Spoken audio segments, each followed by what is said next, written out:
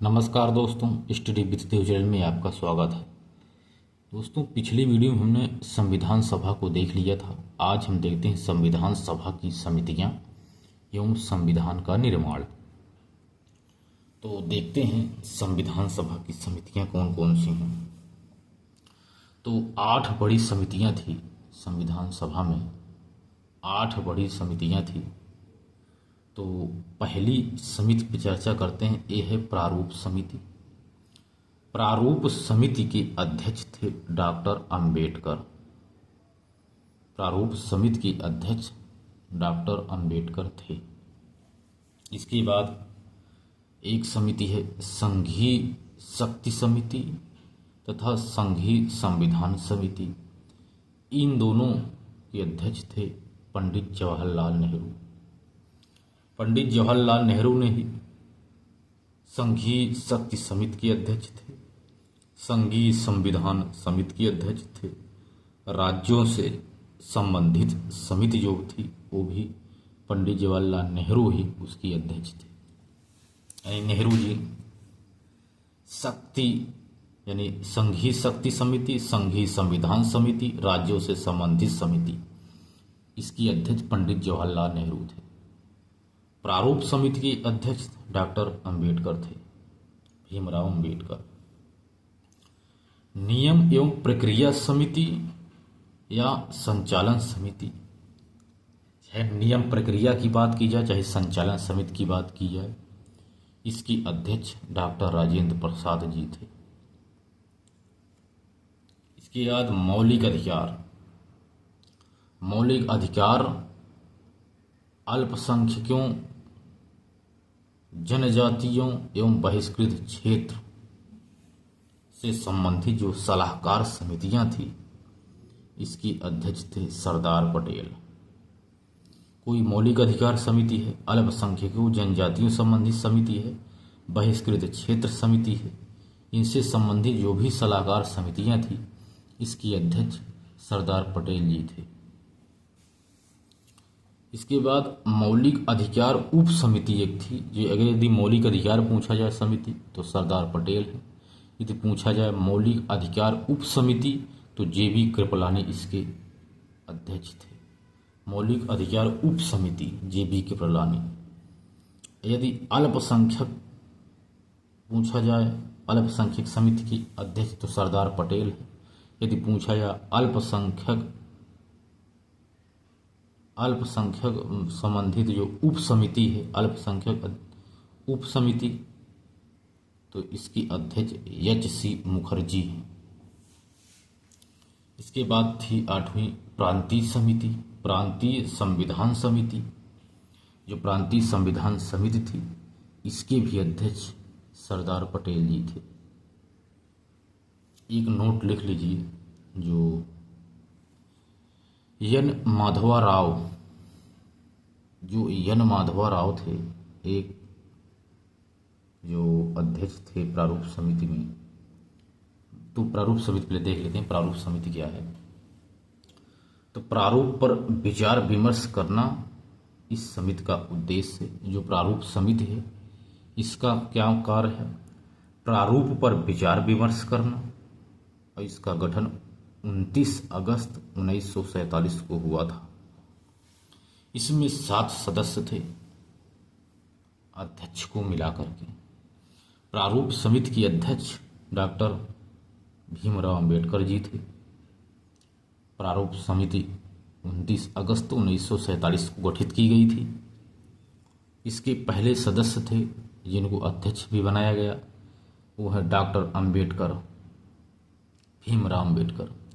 दूसरे हैं N Gopalaswami Ayyangar, Alladi Krishnaswami Ayyar, K M. Munshi, N Madhava Rao, T T. Krishnamachari, Syed Mohammad Saadulla. ये 7 सदस्य हैं प्रारूप समिति में। तो नोट देख लेते हैं क्या है। तो एन माधव राव जो है, एन माधव राव 5वें नंबर पर जो लिखे, एन माधव राव बी.एल. मित्र की जगह आए थे, क्योंकि पहले बी.एल. मित्र थे। किसी कारणवश इसमें शामिल नहीं हो पाए तो इसकी जगह एन माधव राव को बनाया गया। टीटी कृष्णाचारी, जो टीटी कृष्णाचारी हैं, कृष्णमाचारी, वो डीबी खेतान की जगह आए थे। एक थे डीबी खेतान, उनका स्वास्थ्य खराब हो गया था, ये तबीयत कुछ कमी हो गई थी, तो इनके स्थान पर टीटी कृष्णाचारी को सदस्य बनाया गया था। तो 8 बड़ी समितियां हमने देखा। देखते हैं कुछ छोटी समितियां थी तथा उसके अध्यक्ष को भी देख लेते हैं। छोटी समिति तथा उनके अध्यक्ष पे चर्चा कर लेते हैं कौन कौन है। कार्य एवं कार्य संचालन समिति के अध्यक्ष के.एम. मुंशी थे। कार्य संचालन समिति एक थी, इसकी अध्यक्ष के.एम. मुंशी थे।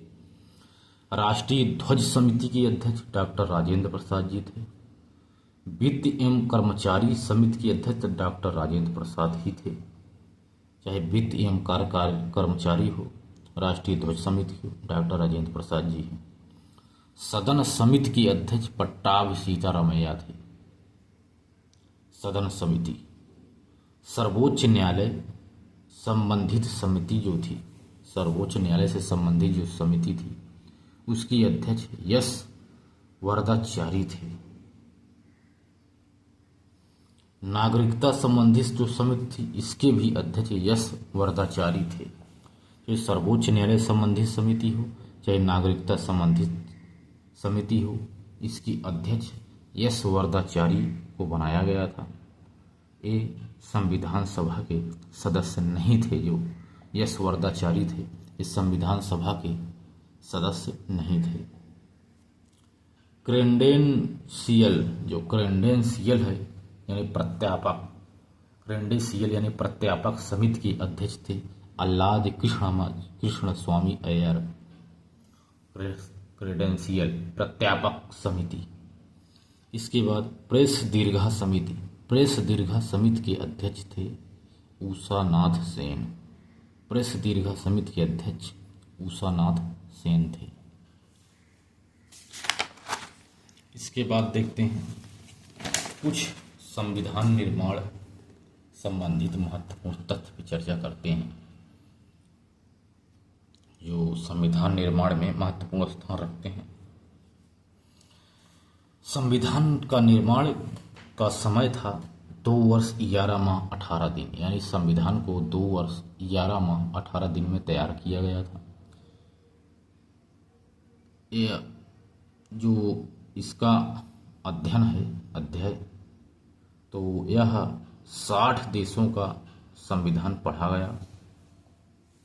60 देशों का संविधान पढ़ा गया तथा उसी के माध्यम से इसे बनाया गया था, यानी 60 देशों के संविधान से यह प्रेरित है। इसमें 11 सत्र हुए थे। अंतिम बैठक मिलाकर के 12 सत्र माने जाते हैं, यानी सत्र इनके 11 थे। जो 12वां सत्र है वह एक अंतिम बैठक थी, यदि उसको भी शामिल कर लिया जाए तो 12 सत्र हुए थे। इस पे खर्च देखते हैं। संविधान बनाने में 64 लाख रुपए लगभग खर्च हुए थे। इसका प्रारूप विचार जो था, प्रारूप विचार 114 है और वाचन इसमें 3 है। प्रारूप विचार 114 है और वाचन इसमें 3 है। यह तैयार हुआ था 26 नवंबर 1949 को। तो जो संविधान है इसमें 3 वाचन है, प्रारूप विचार 114 है। इसको 26 नवंबर 1949 में तैयार किया गया। इसको अंगीकृत यानी 26 नवंबर 1949 को किया गया, यानी बना 26 नवंबर 1949 को, अंगीकृत 26 नवंबर 1949 को ही इसको अंगीकृत कर लिया गया तथा इसे लागू आंशिक रूप से 26 नवंबर 1949 को ही लागू कर दिया गया था, लगभग 16 अनुच्छेद को। लेकिन इसको पूर्णतः 26 जनवरी 1950 को लागू किया गया, जिसे गणतंत्र दिवस के रूप में मनाते हैं। इसकी अंतिम बैठक देखा जाए तो 24 जनवरी 1950 को हुई थी एवं इस पर हस्ताक्षर हुए थे एवं संविधान सभा बनी थी। इसके बाद इसे भंग कर दी गई, पूरी तरह से संविधान सभा को भंग कर दिया गया 24 जनवरी को। इसका नाम कैसे करा भारत का संविधान? इसका नाम दिया गया भारत का संविधान। इसमें आर्टिकल 393 में इसको दिया गया है भारत का संविधान। इसका नाम आर्टिकल 393 में इसका नाम दिया गया है। संविधान का आकार में किया गया है, इसमें प्रस्तावना है, 22 भाग हैं, 395 अनुच्छेद हैं, 8 अनुसूचियां थी। इस संविधान में इतने शामिल थे। संविधान सभा का प्रतीक हाथी था। जो संविधान सभा थी उसका प्रतीक हाथी था। सुलेखन का कार्य प्रेम बिहारी नारायण रायजादा ने किया था, जो इन्होंने अंग्रेजी भाषा में अपने हाथों से लिखा था। प्रेम बिहारी नारायण रायजादा ने अपने हाथों से लिखा था अंग्रेजी भाषा में। इसका हिंदी में सुलेखन बसंत कृष्ण वैद ने किया था। तो बसंत कृष्ण वैद ने इसको हिंदी भाषा में लिखा। पेजों की सजावट यदि देखा जाए तो नंदलाल बोस और इसका साथ बिहू राय मनोहर लोहिया ने दिया था। बिहू राम मनोहर लोहिया। पेजों की जो पेजों थी उस संख्या में सजावट नंदलाल बोस ने किया था तथा इनका साथ व्यूह राम मनोहर लोहिया ने दिया था। व्यूह राम मनोहर लोहिया। संविधान सभा के अन्य निर्णय जो लिए गए थे इस पर चर्चा करते हैं। राष्ट्रमंडल की सदस्यता मई 1949 को भारत ने ग्रहण की थी। जो राष्ट्रमंडल की सदस्यता है इसको भारत ने ग्रहण की थी मई 1949 में। राष्ट्रीय गान को जो अपनाया गया था, राष्ट्रीय गान 24 जनवरी को अपनाया गया था। राष्ट्रीय गान, राष्ट्रीय ध्वज 24 जनवरी को ही अपनाया गया। राष्ट्रीय गीत भी 24 जनवरी 1950 को अपनाया गया। प्रथम राष्ट्रपति का चयन भी 24 जनवरी 1950 को हुआ था। इसके बाद देखते हैं संविधान सभा की आलोचना। यदि इसकी कुछ नकारात्मक भी आलोचना है, इस पर चर्चा करते हैं। इसकी आलोचना क्या है? तो इसकी आलोचना यह है कि संविधान सभा की आलोचना है कि प्रतिनिधि निकाय थी यह। लोगों ने कहा कि यह प्रतिनिधि निकाय थी, निकाय नहीं थी, यानी प्रतिनिधि की निकाय नहीं थी। संप्रभुता की कमी थी, समय की बर्बादी हुई, कांग्रेस का प्रभुत्व था। जी ऑस्टिन का विचार था कि देश एक दलीय है, देश एक दलीय है। जी ऑस्टिन का विचार था देश एक दलीय है। जिन्होंने कहा यानी कांग्रेस का प्रभुत्व है, सिर्फ देश में एक ही दल है जिसे कांग्रेस कहते हैं। इस प्रकार से इन्होंने आलोचना की। हिंदुओं का प्रभुत्व था, यानी लॉर्ड डिस्काउंट के अनुसार लॉर्ड डिस्काउंट ने कहा कि हिंदुओं का निकाय था, यानी हिंदुओं का प्रभुत्व था। विंस्टन चर्चिल ने कहा एक समुदाय का प्रभुत्व है जिसे हिंदू कहते हैं। आदि इस पे आलोचनाएं की गई, यानी प्रतिनिधि निकाय नहीं थी, संप्रभुता की कमी थी, समय की बर्बादी हुई, कांग्रेस का प्रभुत्व था, हिंदुत्व का प्रभुत्व था, वकीलों एवं राजनेताओं का प्रभाव था। ऐसा इसकी आलोचना है।